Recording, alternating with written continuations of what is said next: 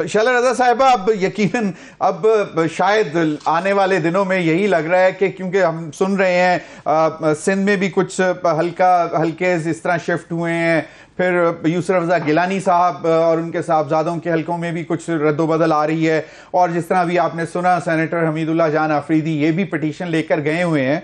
अब ये सारी चीज़ें चलें, ये तो इनका तो केपी में शायद इतना, दूसरी पार्टी पीएमएलएन का इतना असर रसूख नहीं है, लेकिन बहुत सारे जो पंजाब के हलके हैं या दीगर हलके हैं वहां पे ये इस तरह का तासुर मिल रहा है कि किसी पार्टी को बेनिफिट मिल रहा है इन हल्का बंदियों से। देखिए, जो लोग अपने हलकों के निशानदेही करते हैं किसी भी खराबी की, वो वहाँ पे रह रहे हैं और वो अपने हलके को समझ रहे होते हैं। अब अगर किसी के बने बनाए हलके को जो है किसी और के सेटिस्फेक्शन के लिए उठा के कहीं का कहीं छोड़ दिया जाए तो इस पे बड़े मसाइल आते हैं और हम इस तरह के मसाइल को देखते रहते हैं। अभी हमारे यहाँ भी काफ़ी जो है वो दरख्वास्तें लगी हैं और एक तो ये बड़ा मसला है कि हर एक को इस्लामाबाद जाना है, उसके लिए लोकल लेवल पर ही सुनना जाना चाहिए और बड़े मसाइल हैं बहरहाल। सही, यानी कि आप चाहती हैं कि लोकल लेवल पे जो प्रोविंशियल इलेक्शन कमीशन ऑफिस है कराची में, तो वहाँ पे ये एड्रेस होने चाहिए इश्यूज, और हर एक को अब इस्लामाबाद आना पड़ रहा है, जिस तरह सेनेटर हमीदुल्लाह जान अफरीदी भी अपनी तारीखें भुगत रहे हैं। इतना किराया है जहाज का, जहाज रोज मिल नहीं रहे हैं, तो ये बड़े मसाइल हैं और जो इलेक्शन लड़ रहे होते हैं उन बेचारों के पास तो पैसे भी कम होते हैं। सही, जरूरी नहीं है कि पैसे की बात हो, लेकिन पैसा सही जगह इस्तेमाल हो जाए। सही है, वही ना जी, बिल्कुल आप अपनी कॉर्नर मीटिंग्स में पैसा खर्च करें या जहाज के किरायों में लगाएं कि जी कराची से इस्लामाबाद भागें। हो सकता है ये फ्लाइट रोज नहीं मिल रही है, बड़े मसले, बड़े मसाइल हैं। मुझे कहा जा रहा है ब्रेक के बाद आबिद ज़ुबैरी साहब से भी जरा थोड़ा सा हम लीगल इनपुट लेंगे कि ये अगर इतने गंभीर मसाइल हैं तो इनको तो इलेक्शन कमीशन को चाहिए कि बहुत ही क्लीन तरीके से एड्रेस कर दे तमाम इश्यूज को, ताकि कोई सवालात ना बचें। शैला रज़ा साहिबा, जरदारी साहब की स्टेटमेंट आई कि जो हमारे जियाले हैं उन्होंने हमेशा किरदार अदा किया है और अब भी करेंगे, और लेकिन पंजाब में पहले कोई आज से 6-7 महीने पहले, 5-6 महीने पहले तक बड़े एक्टिव नजर आ रहे थे कि जी साउथ पंजाब बिल्कुल ग्रिप में है।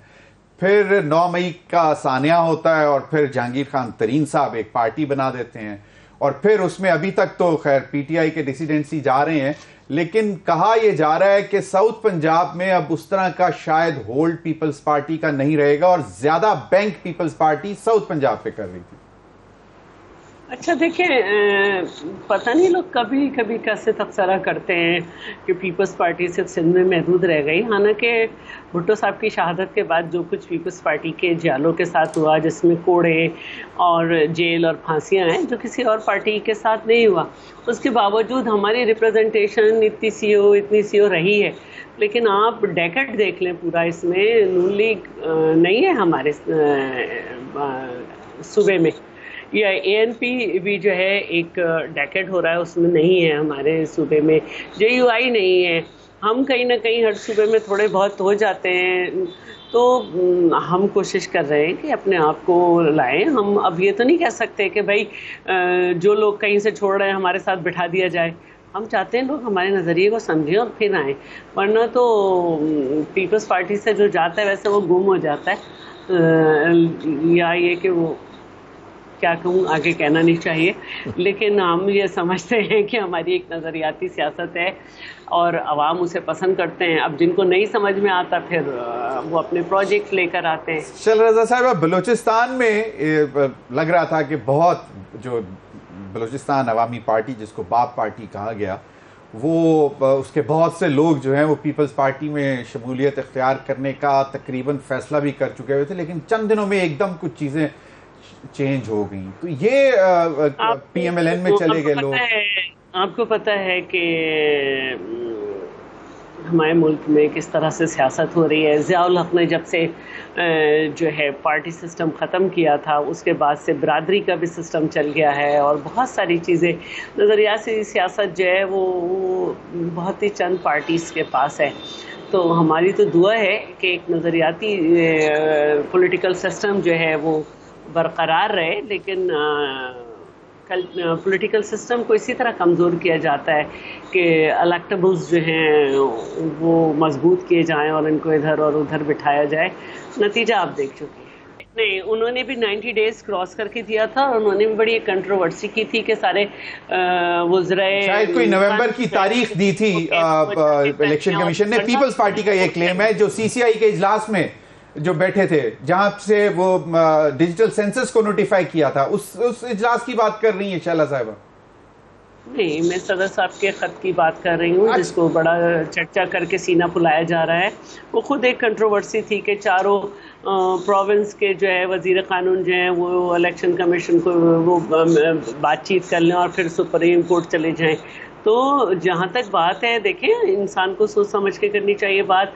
पंजाब असेंबली जिस वक्त डिज़ोल्व हुई है, 4th क्वार्टर चल रहा था। आप जो हैं, अगर एक तो पहले ही खसारे का बजट होता है, अगर रकम भी थी तो उसकी रीअप्रोप्रिएशन जो है वो असेंबली करती है, असेंबली थी नहीं। तो वरना हमने तो एक्सरसाइज की थी कि सही शैला रज़ा साहिबा, मैं चाहूंगा, क्योंकि सिकंदर सुल्तान राया साहब चीफ इलेक्शन कमिश्नर ने कहा है कि शेड्यूल जारी होने के बाद लेवल प्लेइंग फील्ड के मामले को देखेंगे और सबको लेवल प्लेइंग फील्ड मिलेगी। तो ये तो खुशाइन स्टेटमेंट है। देखिए, मैंने कहा है कि सिर्फ इलेक्शन कमीशन ही नहीं है, इलेक्शन कमीशन ने तो केयर टेकर सेटअप पे भी लेटर लिखा। उन्होंने इस्लामाबाद के भी आईजी और डीसी पे बात की, इसके अलावा लोगों पे बात की। कुछ और जगह से भी जो है वो सहूलत हो रही है। नहीं, वो तो जब election commission, chief election commissioner, जिसकी सबसे बड़ी रिस्पॉन्सिबिलिटी है फ्री फेयर इलेक्शन कराने की, अगर वो गारंटी कर रहे हैं तो वो फिर बाकी इदारे तो पीछे रह जाते हैं ना। चलें, आपका पॉइंट आ गया, लेकिन बिल्कुल सही है। इदारों की तरफ आप बात समझ चुके हैं कि अगर बाकी इदारे जो हैं वो मुजरिम को मुलजिम की तरह डील करें और बहुत सारी चीज़ों को इस तरह से लेके चलें जो सिर्फ इन्हीं के लिए नज़ीर मिलती हो, जैसे बिल्कुल ये है पीएमएलएन के हवाले, पीएमएलएन तो हम सही, तो हम तो सबको देखना पड़ेगा। सही, पीएमएलएन के हवाले से ज़्यादातर जमातों के ये तहफ़्फ़ुज़ात थे। हालांकि मौलाना फजल रहमान साहब की तरफ से ऐसी स्टेटमेंट नहीं आई, लेकिन है कि जी देखें, जब वो मियां नवाज शरीफ साहब जो उस वक़्त तक जो हैं वो मुजरिम थे और कॉन्विक्ट थे और उनको फिर प्रोटोकॉल दे के जिस तरह से रुखसत किया गया लंदन से और फिर यहाँ पे इस्लामाबाद, तो ये लेकिन आप इस चीफ इलेक्शन कमिश्नर की स्टेटमेंट को कैसे देखते हैं? मतलब शेड्यूल जारी होने के बाद लेवल प्लेइंग फील्ड के मामले पर सीरियसली देखा जाएगा और इंश्योर किया जाएगा कि तमाम जमातों को लेवल। अफसोस की बात है कि चीफ इलेक्शन कमिश्नर को ये कहना पड़ रहा है कि level playing field, that means कोई इशू है जो ये सीनियर पॉलिटिशियंस जो आपके साथ बैठे हैं वो ये पॉइंट आउट कर रहे हैं कि लेवल प्लेइंग फील्ड नहीं है, कि उनका तो काम है, उनको ये स्टेटमेंट नहीं देना चाहिए, उनको तो फ्री फेयर ट्रांसपेरेंट इलेक्शन कराना चाहिए।